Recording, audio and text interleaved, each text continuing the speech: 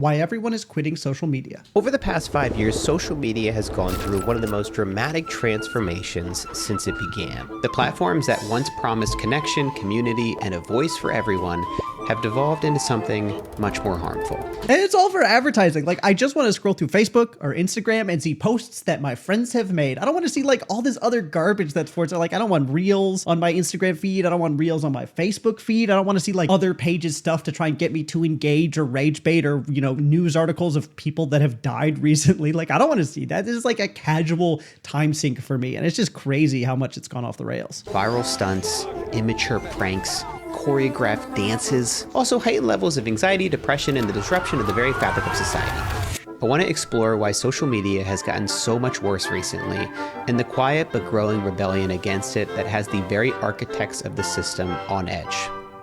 This video is sponsored by Headspace. More about them later. So I think we can learn a lot about the problems with social media today by looking at how Instagram promotes its own app. If you go to the login page, it says, sign up to see photos and videos from your friends. What a load of shit. Anyone that uses Instagram knows this just isn't true and is far from the And that's because like photos and pictures of your friends are interesting for a little bit, but eventually you kind of know what your friends do and what they're like, and you're just not as interested. Whereas if they like shove a bunch of like celebrities down your throat and reels down your throat and rage bait videos and a car accident and, police cam body footage, people statistically are more likely to stay engaged on the platform for longer and view more ads. It's just all about the money, even though it's so annoying. I just want to feed to keep up with my friends. Content machine it's become. But it does give us a clue into the challenges this company and every social media platform is facing today, and why the distance is growing between what people want and what they're getting. Jack Conte, the co-founder and CEO of Patreon, has spent years thinking about the economics of the internet and has seen from the front lines just how drastically social media has changed since it was first introduced. Jack, thank you so much for being here. Question number one, what the happened to Instagram? Oh man, I love that question. They got bought by Meta. That's all it is. They got bought by a public company that needed to turn more and more profits every quarter, so they had to do more and more to keep people engaged to sell more advertising space. That's it. End of story. Okay. Here's what happened. Web 2 sort of emerged in like 2005. Web 2 companies were like Instagram, Facebook, YouTube. The amazing thing about Web 2 was you could like subscribe to a creator. You could follow them, and then you would see the rest of their work as it came in the future. This was a new thing. Before Web 2, the internet was mostly read-only. Like you log in via AOL or something, and you like can just like read the news. But the amazing thing about Web 2 was, for the first time, like people could upload, they could share, they could like broadcast their ideas, and the most profound piece of internet architecture came out of that time. Was this thing called the follow. As Jack explained it, the follow gave you the power. You decided who you liked, who you wanted to hear from, and who you wanted to fill your feed. It felt like your corner of the internet, a personalized space built around real connections and genuine interests. I only subscribe to people and watch videos that make me happy, inspire me, make me feel positive, uplift me. But that version of social media didn't last. The idealistic vision was great for users, but not for investors. Because you have to imagine, like, if you ask someone, oh, what kind of content would you like to see online or on your feed and in your social medias? Most people will say, like, happy content, funny content. But then if you actually measure what's keeping people engaged to see more advertisements and make the companies more money, it's always negative stuff. It's always rage bait, celebrity gossip, body cam footage, shooters. Like, it's all sorts of negative, bad things that will stress you out and make you think the world is a worse place. But obviously social media companies don't care if the content's good or not. They just care about whether or not you're spending more time on the app. And so that's what you get. Once these platforms went public, they faced a new challenge. How do you turn connection into profit? We all know what happened next. Social platforms started to run ads, and ads made them a lot of money. So they scaled the model. Grow larger, show more ads. Get more users, show more ads. Hold users' attention for longer, show more ads. Get more data on who your customer is, their hopes, fears, and dreams. Sell more expensive ads. The customer of Facebook is the advertiser. What the advertiser wants from consumers is attention. And what Facebook has built is a machine that converts attention into revenue. That is the Facebook machine. Everything about the financial system is set up to hold Facebook accountable for revenue growth. What that does is it aims the entire financial system, hundreds of years of financial infrastructure. It aims that entire system of accountability and discipline at sucking attention away from humanity. That's the problem. That is the problem. And I think Mr. Beast talked about on one of a podcast with Colin and Samir, but he basically says that attention is the new currency. If you can get someone to pay attention to stuff, then you can charge for that stuff because your attention is so valuable. That's why, like at gas stations now, the little screen plays advertisements because they can get your attention because there's nothing else to do, and they're willing to pay to have access to your attention. These things like they are my fault, and yet they are not. Well, you did create a platform with a monetary incentive for people to spread misinformation. Bo Burnham recently summed it up well. Tech companies aren't satisfied with just a piece of your time. They want it all. They are now trying to colonize every minute of your life. That is what these people are trying to do. Every single free moment you have is a moment you could be looking at your phone and they could be gathering information to target ads at you. That's what's happening. When the biggest tech companies in the world are competing for your attention, they'll design features that exploit every human vulnerability they can find. Even the smallest change can have a really big impact, like infinite scroll. No, not a never-ending pastry, something much more nefarious. Before this feature existed, websites had pages, natural breaks that let you decide whether to keep going or to stop. In 2006, interface designer Asa Raskin came up with an idea to replace those breaks with a never-ending feed. What seemed like a small improvement quickly became one of the most influential changes in how we use the internet today. Without a stopping point and an endless stream of content, this simple feature can quietly steal hundreds of hours from your life every year. It's all about just trying to get you to not realize how much time you're spending or what you're doing. It's like casinos in Vegas. They don't have clocks anywhere because they don't want you to look at the time and realize how much time you've spent or how much money you've spent, or like the fact that you have to buy chips. Because if you were putting down real, dollar bills every time that you won or lost, obviously you would gamble less. But just a chip, I mean, that's not money. It's just a chip. Or how like slot machines, you can stick your credit card in there because, all just monopoly money and ones and zeros in the ether. In the same way, they're like, if we don't remind people that they're scrolling, they will continue to scroll because you'll get distracted and they make more money off that. Asa himself says he regrets creating it. I was blind to how it was going to get picked up and used not for people, but against people. And this was actually a huge lesson for me, that me sitting here optimizing an interface for one individual is sort of like, that was morally good. But being blind to how it was going to be used globally was sort of globally amoral at best, or maybe even a little immoral. I mean, it's easy to say that, oh, I regret doing this when you're rich and on the other side of having done it and reaped all the benefits from it. He might actually regret doing it, but I mean, every time someone says like, oh, I regret doing XYZ thing that made me a ton of money and set me up for the rest of my life, it's like, do you regret it, or does it sound good to say that you regret it because there are no actual like consequences or negative repercussions for saying that you regret it? I'm just never completely convinced by this I regret it argument. In a world where apps rise and fall overnight, the social media giants have learned to move fast or risk becoming the next MySpace. When a feature works on one platform, it doesn't stay there for long. It's copied, repackaged, and rolled out everywhere. We've seen this happen with pretty much every fast-growing app, from Snapchat to BeReal, and of course, TikTok. TikTok explodes in popularity. It's surging in popularity here in the U.S. 15-year-old Charli D'Amelio's new favorite pastime is making up dance moves for the social media app TikTok. This group of 20 talented content creators is part of a growing trend of young... Is that the Hype House? Oh my gosh, look at that adolescent Alex Warren right there. I think it's also crazy to think about the fact that like Charli D'Amelio is one of the most recognizable people of Gen Z, and she started out just because an app appeared where she threw some dance moves around as a high schooler. Like, that's just wild. The D'Amelio empire is worth millions or tens of millions of dollars, and it started out with just like the silliest, most simple thing. Social media stars snapping up big real estate so they can physically be together to make videos 24/7. We're definitely like the two most hated. Definitely the most cringiest. Like, they're literally called her Blueberry because her hair is blue. Yeah. And then I'm orange, so like, oh my god, the orange and the blueberry. What has happened over the last 5 years is really profound. TikTok came onto the scene, and TikTok's major innovation, I think people think, oh, TikTok is vertical first short form video.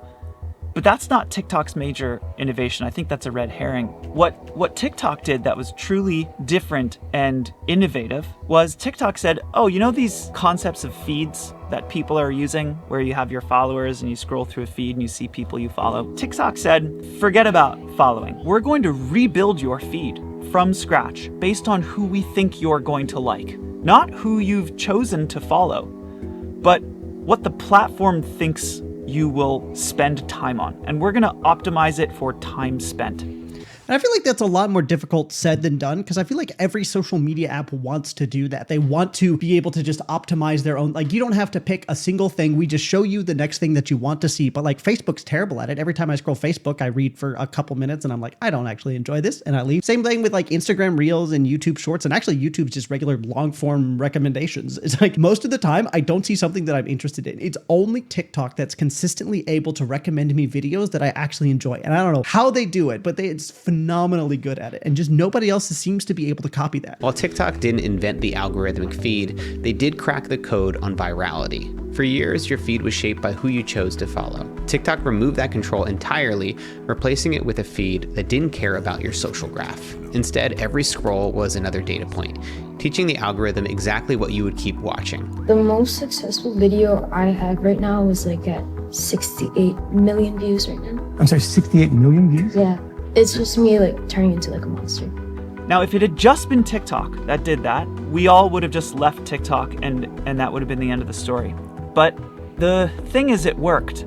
And by it worked, I mean TikTok built a very addictive consumer experience that people couldn't tear themselves out of. And so traffic sort of siphoned off of Instagram and Facebook and all the other social apps and onto TikTok. And all the other social apps saw this and felt pressure to get traffic back.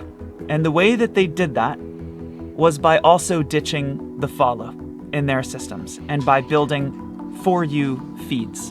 And it's interesting that like every time one company does something semi-successfully, all the other ones are like, oh no, we have to do that. This is the new thing. It's like Snapchat innovated so many things, and Facebook, Instagram, they just like took them. It's like the same thing with TikTok. I remember it was like 2018 or 2019, TikTok had more view time than YouTube did. And that was like absolutely crazy. And so every social media app is of course freaking out because everyone's leaving their American apps and going over to this like a Chinese app that nobody knows anything about. That's just like shocking people's attention. So obviously, of course they panicked, but it's also annoying that they felt the need to just become the next TikTok and just follow in their footsteps. TikTok might say that its For You feed democratized the internet. Suddenly, anyone could reach millions, regardless of their follower count. And simultaneously, viewers could discover creators they'd never heard of. On the surface, it looks like a win-win. But in reality, this change had far worse consequences. In Johann Hari's best-selling book, Stolen Focus, he documents exactly what went wrong when these platforms rolled out these kinds of feeds. The algorithm is neutral about the question of whether it wants you to be calm or angry. That's not its concern. It only cares about one thing. Will you keep scrolling? Unfortunately, there's a quirk of human behavior. On average, we will stare at something negative and outrageous for a lot longer than we will stare at something positive and calm. Go like this. No, Mom, I'm actually seriously crying. No, I know, but go like this for the video. Social media has turned into a model that serves the platforms more than the creators or the audience. And as a result, people are starting to turn against it, and they don't have any plans to come back. So for me, when it comes... And I feel like, yeah, people are trying to turn against it, but there are so few people turning against it relative to the number of people that are being hooked either for the first time or continuously that it kind of doesn't matter. It's like such a small percentage of people that are turning against it that probably those platforms don't even really notice. Like, we've known social media is bad for you for as long as social media has existed, essentially, and yet they continue to grow larger every year, making more money and adding more users. There's just not a significant enough population that's interested in ditching it. It's really easy to romanticize the past. Social media was never this perfect beacon of civilization. Early on, it gave us internet stalking, endless cringe, and yeah, a couple beheading videos. but it's gotten objectively worse. Did anyone else watch those? Like you just stumble across like Live Leak and just see like the most horrific thing ever that's seared into your mind years later. And you're like, why was I as a 12-year-old able to access that? That's crazy. Even as we see an explosion of creativity with independent creators producing thoughtful, hilarious, and inspiring work, these voices are often getting drowned out by professional grifters, fast-moving trends, high-production clickbait, and AI-generated content, most of which are surfacing above the people that we chose to follow in the first place. What was once pitched as a town square now feels more like reality TV on crack. Meta itself admitted during the FTC trial recently that just 7% of time spent on Instagram in 2025 is spent viewing content from friends. I think That's crazy. Only 7%? Like I knew it was low, but that's unbelievably low. And you know that's because Meta is mostly recommending stuff that's not from your friends. But the reason that they're doing that is because you are more likely to engage for longer and make them more money if they don't. So it's like more profitable for them to ignore your friends and show you other things that will keep you scrolling, usually negative things in the form of news stories or upsetting videos. social media has become less social. Like it's more about just consuming this kind of highly commodified content. And it's more about lifestyle aspiration, things that you are moving toward in your own life, not just like what's going on around you and how are you relating to your friends and family. It's also, it's just become a drug instead of a way of keeping up with stuff like, MySpace was famous for. It's just a new constant hit of dopamine. Every time you're in a social situation that's uncomfortable or you're a little bit down or whatever, you just pull out your phone and scroll. And it's literally just like taking a drug every time that you get addicted to. I mean, to me, that kind of removes the purpose of social media. This trend of pushing viral content over personal connections has led to more profit in the short term, but there's a huge problem. Even though the usage numbers are still high, public sentiment is turning against TikTok and Instagram. People are starting to hate it. I've been in a few dark places in my life, and a lot of it was influenced by social comparison of social media. I was getting to the point with social media where I felt completely detached from reality. I was more irritated with my daughter. I was comparing my marriage to other people's marriage. I felt more insecure about my face, my hair, my body. According to a recent poll, and I feel like everybody wants to. Like if you were to ask people, oh, do you think you should spend less time on social media? 9 out of 10 people would say, yes, it's bad for me. I know it's bad for me. And then you say, oh, okay, so are you spending less time on social media? And basically nobody is, because like it's fun. Everybody wants to not need social media. But then when it comes down to it, you're bored, you're lonely, you're sad, you're in an uncomfortable social situation. It's just so easy to pull it out and just get that quick, easy hit of dopamine that costs you absolutely nothing. Even though you know it's bad, obviously you just continue to do it. And I don't think there are enough people that are willing to stop for this to ever actually change. 2/3 of 16 to 24-year-olds think social media does more harm than good. Plus, half think that they spent too much time on it when they were younger.